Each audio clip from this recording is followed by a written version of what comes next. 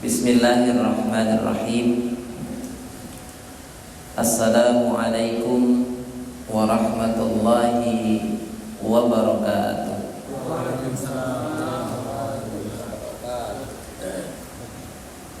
Alhamdulillah, alhamdulillahilladzi a'azzazna bil imani bih wa hadana ila azimin syari'ati wa as'adana bittiba'i afdali rusulih. Asyhadu an la ilaha illallah wahdahu la syarika lah wa asyhadu anna Muhammadan abduhu wa rasuluhu alladzi la nabiyya wa rasula ba'da. Allahumma salli wa sallim wa barik ala hadzal nabiyil karim Muhammadin sallallahu alaihi wasallam wa ala alihi wa ashabihi ajma'in wa ba'du. Yang kami hormati dan kami muliakan Bapak Haji Suramto, Bapak Haji, saya lupa namanya ya. Mudah-mudahan Allah berkahi beliau dan kita semua. Yang saya hormati Mukarram, Akhinal Kiram, Ustadz Hilmi, Ustadz Kosang, ada Habib Noval juga, ada sahabat kita yang luar biasa Bapak Afri yang Masya Allah mempersiapkan segala sesuatunya untuk suksesnya kegiatan KBM pada kesempatan malam hari ini. Segala puji bagi Allah Subhanahu wa Ta'ala yang masih memberikan begitu banyak kenikmatan kepada kita sekalian. Salah satu nikmat yang Allah karuniakan kepada kita yang mungkin terlalaikan atau mungkin kita banyak lalai adalah nikmat mungkin yang jarang dibahas, tentang nikmat sensor, Pak Ibu. Jadi sensor atau kepekaan di dalam diri kita itu salah satu nikmat yang besar dari Allah. Contoh misalkan sensor kulit rasa gatal mungkin ketika kita mungkin seharian nggak mandi ya. Artinya kepekaan kita, sensor kulit kita masih aktif, masih normal.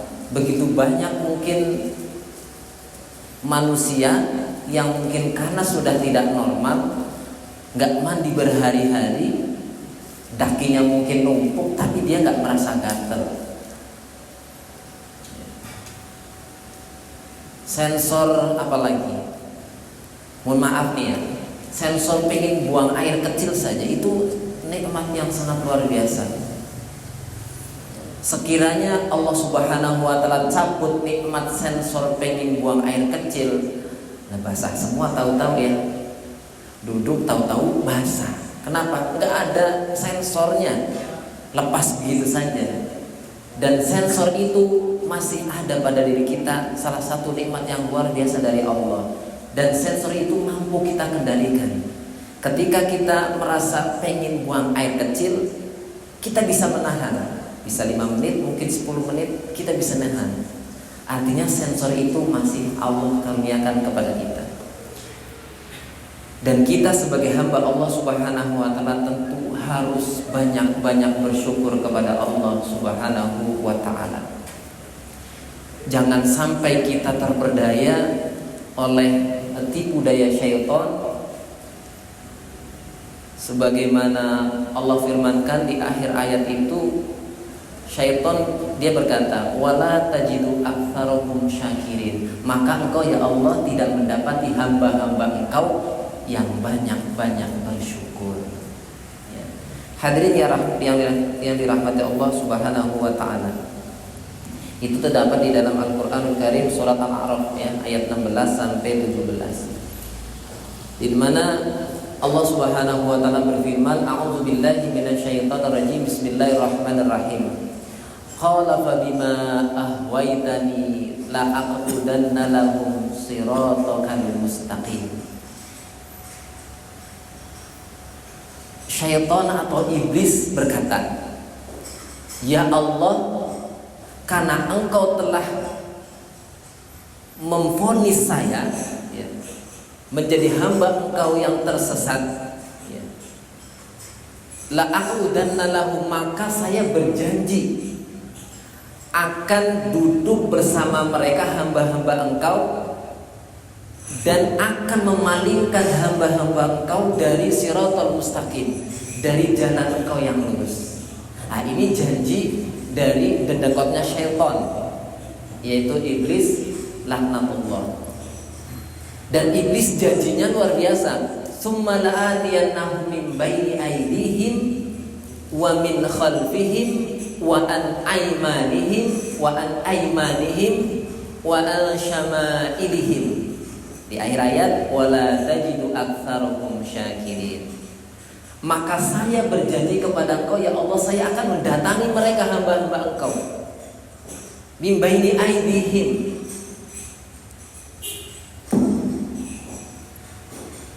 dari sisi kiri mereka, dari depan mereka, wa min khalfihim, dari belakang mereka, wa an aymanihim, dari sisi kanan mereka, wa an syama'ilihim, dari sisi kiri mereka. Wah, Masya Allah. Artinya ternyata kita punya musuh yang amat sangat luar biasa, yang pernah berjanji kepada Allah akan menjadikan kita semua yang hadir pada kesempatan malam hari ini supaya tidak menjadi hamba Allah yang banyak bersyukur. Oke, hadirin yang dirahmati Allah Subhanahu wa taala, malam hari ini temanya itu mewaspadai tipu daya syaitan. Hadirin jamaah KBM Kajian Ba'da Maghrib yang dirahmati Allah Subhanahu wa taala. Sebelumnya akan kita atau kami sampaikan terlebih dahulu apa itu syaitan, ya. Karena berbicara syaitan, kalau bahasa Indonesianya mah setan gitu ya. Dan syaitan itu bahasa Arab. Para ulama mengatakan bahwa kata syaitan itu asal katanya dari kata syatona.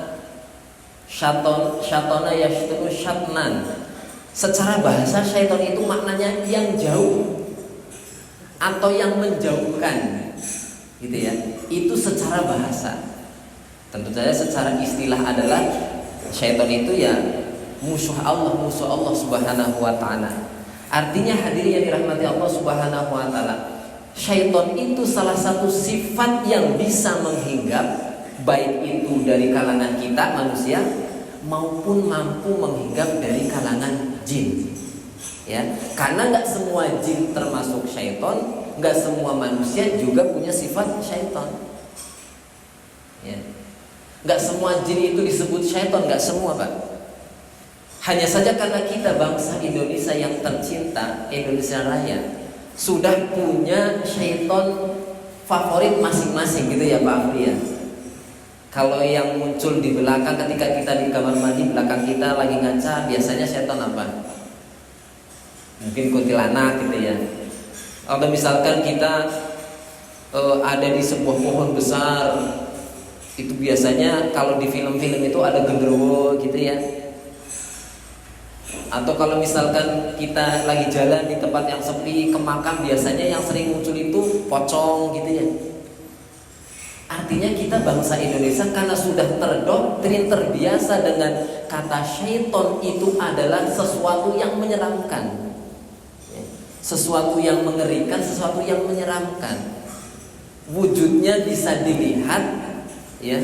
Kemudian ya kerjanya jahilin manusia. Itu syaitan dalam pengertiannya sudah kita ketahui bersama-sama, bangsa Indonesia.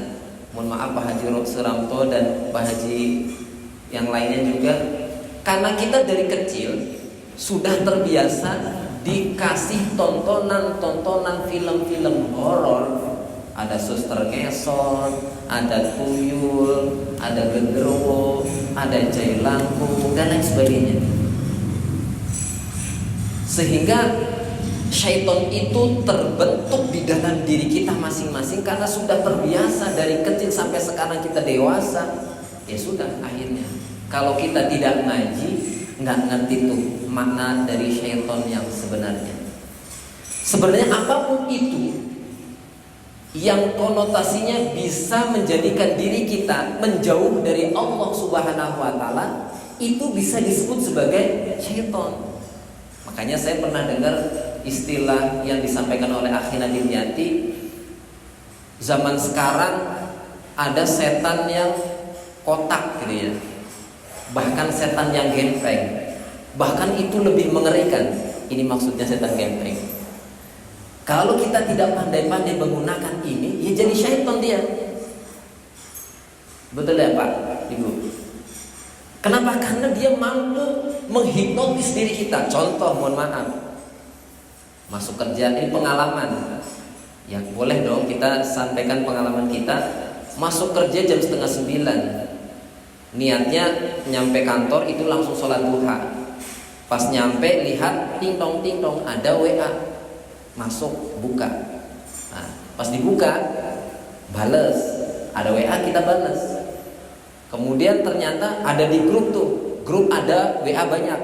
Kita buka, ada share-sharean mungkin di YouTube. Kemudian kita buka, udah masuk YouTube. Oh udah tuh.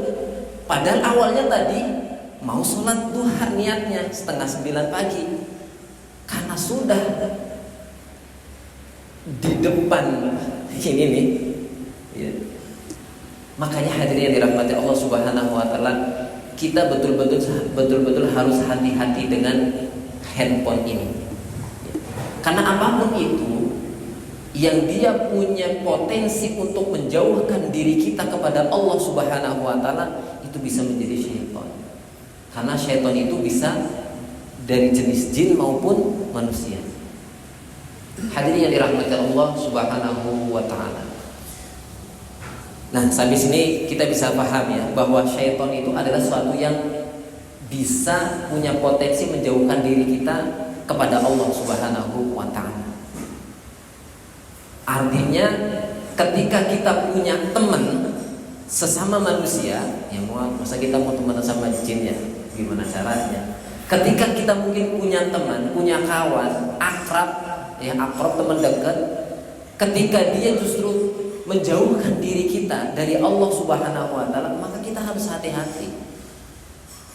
Kita harus pandai-pandai untuk memilih-milih teman. Jangan sampai kita punya teman akrab yang sangat dekat, justru ternyata teman kita menjauhkan diri kita dari Allah Subhanahu wa taala, bukan justru sebaliknya mendekatkan diri kita kepada Allah Subhanahu wa taala. Baik hadirin yang dirahmati Allah Subhanahu wa taala, mewaspadai tipu daya syaitan laknatullah alaih, maka kita lihat di dalam Al-Qur'anul Karim ya, surah Ibrahim ayat 22 ya. Surah Ibrahim surah ke-14 ayat ke-22. Allah Subhanahu wa taala berfirman, A'udzu billahi minasyaitonir rajim. Bismillahirrahmanirrahim. Wa qala asy-syaitanu lamma qudiyal amr. Dan telah berkata syaitan, wa qala syaitanu lamma qudiyal amr.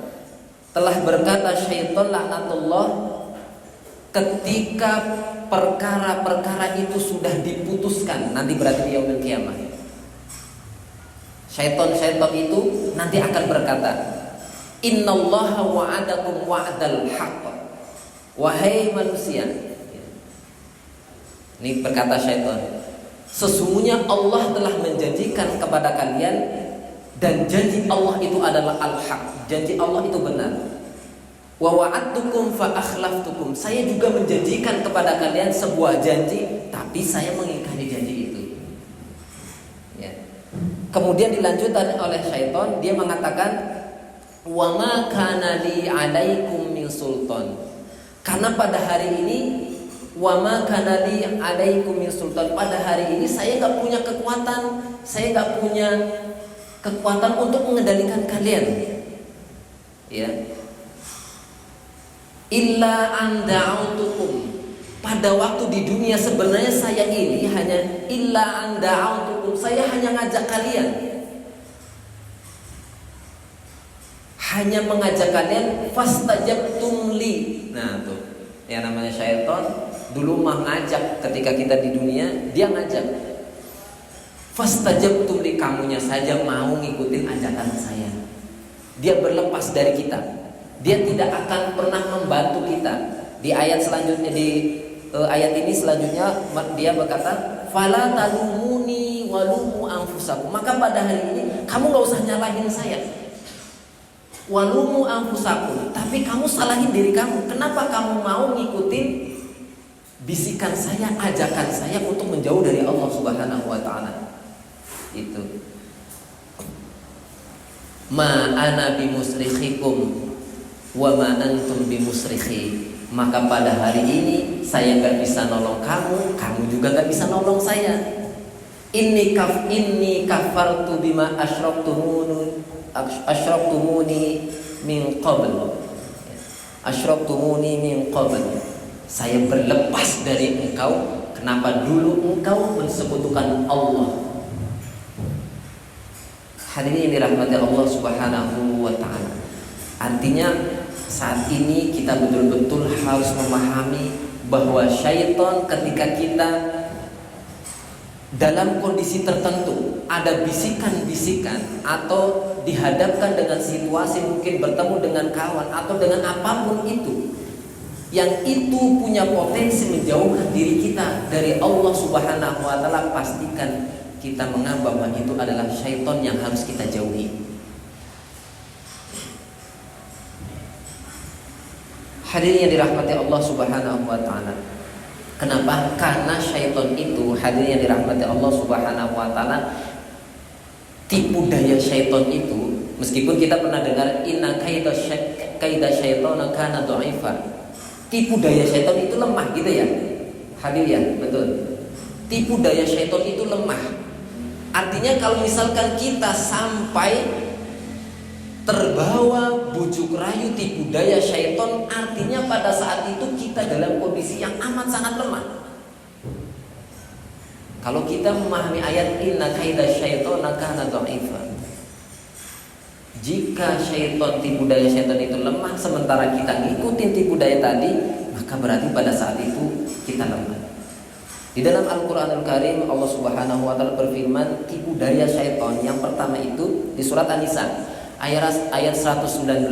Di awal ayat Allah Subhanahu wa taala berfirman, wala udillannahum wala umanniyannahum.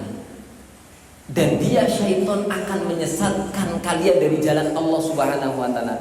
Wala umanniyannahum, dan dia akan memberikan kepada kalian, menumbuhkan di dalam diri kalian angan-angan kosong atau tamanna yang biasa kita mungkin kenal dengan istilah khayalan. Ya, khayal itu, berkhayal itu emang enak. Dan hadirin dirahmati Allah Subhanahu wa taala, salah satu tipu daya syaitan itu adalah menumbuhkan di dalam diri kita untuk pandai atau sesering mungkin untuk berkhayal. Hadirin yang dirahmati Allah Subhanahu wa taala, berkhayal itu adalah bagi mereka orang-orang yang di dalam kehidupannya nggak punya program atau agenda hidup yang jelas, sehingga mereka berkhayal pengen punya cewek cantik, punya istri cantik, punya rumah besar, hanya sekedar berkhayal tanpa ada usaha. Menginginkan sesuatu tanpa usaha yang maksimal, itu namanya berkhayal. Maka syaitan memberikan atau menumbuhkan di dalam diri kita, pikiran kita, mindset kita dibentuk untuk sering-sering berkhayal terhadap sesuatu atau angan-angan kosong. Dan kita sebagai seorang muslim mukmin, maka kita harus betul-betul mengetahui ketika kita sudah seorang muslim mukmin, agenda hidupnya jelas, tentu saja akan jauh dari kata berkhayal. Apalagi berkhayal hal-hal yang sifatnya negatif. Kalau berpikir atau punya keinginan sesuatu yang baik, yang positif, tentu tidak tidak dipermasalahkan atau boleh-boleh saja. Saat ini gaji kita mungkin di bawah UMR, tapi kita berkeinginan untuk umroh atau haji, misalkan gitu ya, akhirnya Ustaz Ilmi. Selama kita sering berdoa kepada Allah Subhanahu wa taala karena itu suatu yang positif, maka enggak masalah. Yang dilarang itu adalah berhayal kepada hal-hal yang sifatnya negatif. Baik hadirin yang dirahmati Allah Subhanahu wa taala. Kemudian di dalam Al-Qur'anul Karim Allah Subhanahu wa taala berfirman di dalam Quran surah Al-Baqarah ayat 268. Di sana Allah Subhanahu wa taala berfirman, a'udzubillahi minasyaitonirrajim, bismillahirrahmanirrahim. Asyaitonu ya'idukumul faqra wa ya'murukum bil fahsya. Asyaitonu ya'idukumul faqra. Sesungguhnya syaitan itu menjanjikan, menakut-nakuti kepada kita sebagai seorang manusia dengan kefakiran. Kita takut fakir, Pak. Takut serba kekurangan, kerja dari pagi sampai malam, sampai lembur, kemudian berangkat, usai subuh langsung berangkat, pulang malam lagi. Kenapa? Takut miskin, takut fakir. Mohon maaf, bukan takut miskin, tapi takut fakir ya. Takut kekurangan. Anak kita lebih takut kekurangan harta anak kita. Anak kita itu kita lebih takut anak kita kekurangan harta daripada takut kekurangan iman. Tidak takut mereka untuk meninggalkan sholat, nggak takut. Tapi takut kalau anak-anak kita menjadi anak-anak yang kekurangan harta, kekurangan kebutuhan kehidupan, kebutuhan hidup. Itu kita amat sangat takut. Itu syaitan menakut-nakuti hal itu. Makanya wajar kalau misalkan saat ini banyak terjadi, mohon maaf, korupsi di mana-mana. Pecinya putih gitu ya, pakai sorban. Meskipun nggak banyak, yang banyak ya mereka yang berdasi. Banyak yang korupsi, mengambil hak yang bukan haknya. Padahal itu tentu saja sesuatu yang amat dibenci oleh Allah Subhanahu wa taala. Kenapa? Karena mereka takut fakir. Sehingga mereka terus merasa kurang dan kurang. Hadirin yang dirahmati Allah Subhanahu wa taala. Dan ketika kita menjadi orang-orang yang fakir, terus merasa kurang, maka kata Rasulullah SAW di dalam sebuah hadis yang diriwayatkan kalau nggak salah di dalam riwayat Imam Abu Dawud, beliau mengatakan kadul faqra an yakuna kufran. Kalau di dalam kehidupan kita terus merasa kurang, gaji 2 juta pengen 3 juta, udah 3 juta pengen 5 juta, rumah udah 1 pengen 2, udah 2 pengen yang ketiga, sudah punya kendaraan Matic pengen yang moge, motor gede, udah punya motor gede pengen yang mobil, terus merasa kurang, gak pernah merasa qanaah, gak bersyukur kepada Allah Subhanahu wa taala, terus merasa kurang. Maka ini yang ditakutkan. Kenapa? Kadul faqra an yakuna kufran. Orang yang selalu merasa kurang punya potensi untuk dia kufur nikmat ya. Kufur nikmat Allah Subhanahu wa taala. Jika orang-orang yang kufur nikmat, inna azabi lasyadid. Sesungguhnya azab Allah amat sangat pedih. Kemudian yang ketiga, kata Allah Subhanahu wa taala, bahwa tipu daya syaitan yang ketiga itu adalah wa ya'murukum bil fahsya. Dia senantiasa memerintahkan kepada kita untuk berbuat fahsya. Apa itu fahsya? Fahsya itu, mohon maaf, perbuatan dosa yang bersifat pornografi. Gitu ya. Apalagi saat sekarang. Mohon maaf yang jomblo-jomblo, jangankan yang jomblo, mungkin saat ini yang sudah punya istri, sudah punya banyak anak, gak terlepas dari perbuatan fahsya. Kenapa? Karena mudahnya mengakses hal-hal itu. Lagi baca WA, ada sharing dari teman, kemudian masuk YouTube, gak sengaja gitu kan. Itu pengalaman Pak. Kalau kita gak kuat-kuat banget iman kita, ya awalnya karena syaitan itu luar biasa menggoda kita, punya tipu daya yang luar biasa. Kita berpikir nggak apa-apalah, cuman segini doang, perbuatan dosa yang kecil, ya. Cuman lihat perempuan masih tertutup auratnya. Tapi hadirin yang dirahmati Allah Subhanahu wa taala, kita sebagai laki-laki harus menyadari bahwa kita sebagai laki-laki adalah makhluk visual, suka dengan yang indah. Siapapun itu, sekuat apapun imannya, gitu ya. Kalau melihat yang indah-indah, apakah itu suatu yang indah dalam pengertian lukisan yang indah atau perempuan yang cantik, cakep, itu bawaannya pengen lihat. Kalau kita tidak kuat-kuat betul iman kita, maka kita bisa terbawa. Tadi nggak langsung, syaitan tidak langsung to the point untuk menjerumuskan kita. Pelan-pelan dia, sampai kita nggak sadar. Tahu-tahu kita nanti bisa berbuat fahisyah. Na'udzubillah, summa na'udzubillah min dzalik. Padahal kita sebagai seorang muslimin, kaum muslimin harus betul-betul mengetahui bahwa karena kita adalah makhluk visual, maka kita harus bisa pandai-pandai menjaga pandangan kita. Dan kata Rasulullah SAW, bagi mereka yang mampu menahan pandangannya dari perbuatan-perbuatan, pandangan-pandangan yang diharamkan oleh Allah, maka Allah akan memberikan kepada dirinya di dalam hatinya halawatul iman, manisnya iman. Di dalam hadis yang diriwayatkan oleh At-Tabrani, Rasulullah mengatakan an-nadratu sahmun. Sesungguhnya an-nazar, ya, melihat, mengamati, meneliti, ya, beda ya antara ro'a dengan nazar. Kalau ro'a hanya sekedar melihat set gitu aja, lihat kemudian udah.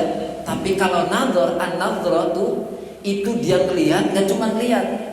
Mas Afri jenggotnya panjang, baju gitu, apa namanya? Diamati.